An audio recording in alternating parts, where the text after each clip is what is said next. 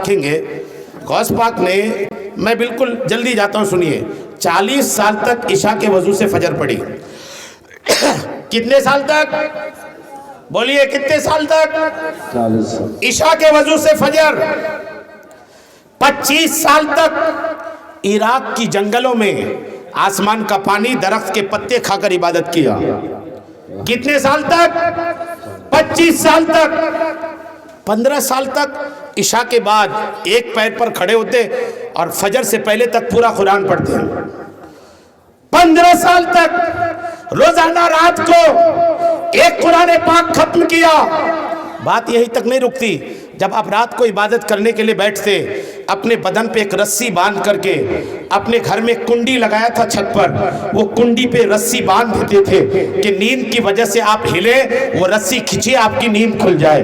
غور کیجئے، جب اتنی مشقت بھری عبادت غوث پاک نے کیا، 40 سال تک عشاء کے وضو سے فجر کی نماز، 15 سال تک پیر پر کھڑے ہو کر پورا قرآن، 25 سال تک عراق کی جنگلوں میں خالص اللہ کی عبادت. غوث پاک کو پوچھے، غوث پاک آپ نے یہ ساری مشقتیں کیوں اٹھائی؟ بزرگان دین لکھتے ہیں یہ سارا کچھ آپ نے اللہ کا قرب حاصل کرنے کے لیے کیا. کس کے لیے؟ اللہ کا قرب. آپ میں سے جو بھی میری ماں بہنیں، آپ سب، ایک میں آپ سے بات پوچھتا ہوں، جو جس عمر میں ہیں، اتنی سی عمر میں آپ نے اپنی زندگی کا کتنا وقت اللہ کا قرب پانے کے لیے گزارا ہے؟ جواب آئے گا زیرو. صرف آپ ہی نہیں، قوم کے لاکھوں لوگ بیٹھے، خاص کر ہمارا یہ سیمانچل ہزاروں لوگ بیٹھے. ان کو آپ پوچھیں آپ اپنی زندگی کا اب تک کون سا وقت خالص اس لیے بیٹھ کر گزارا کہ ابھی ہم کچھ اللہ کی عبادت کریں گے، مقصد خدا کا قرب پانا ہوگا؟ نہیں.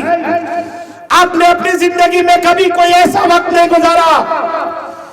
آپ نے اب تک اپنی زندگی کے جس پڑاؤ پر آپ ہیں، آپ نے اس وقت اب تک کوئی بھی وقت اگر اللہ کا قرب پانے کے لیے نہیں گزارا، تو میں دعوت دیتا ہوں جشن غوث الورا میں آنے والوں، اپنی زندگی میں کچھ وقت ایسا بھی نکالو جس میں خالص آپ بیٹھے اس لیے کہ ابھی بیٹھ کر میں کچھ عبادت کروں، مقصد خدا کا قریب ہو جانا ہے.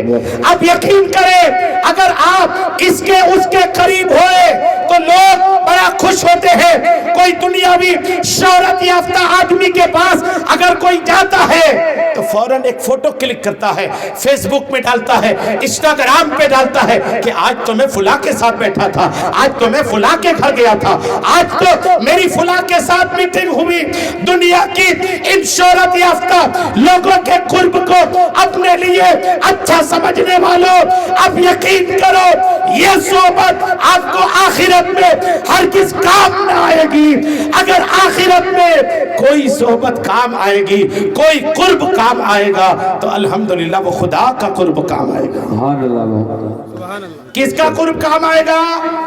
خدا کا. اس لیے اپنی زندگی کے کسی پل کو اپنے لیے ایسا نکالیے کہ جس میں آپ خالص اللہ کا قرب حاصل کرنا چاہتا ہوں.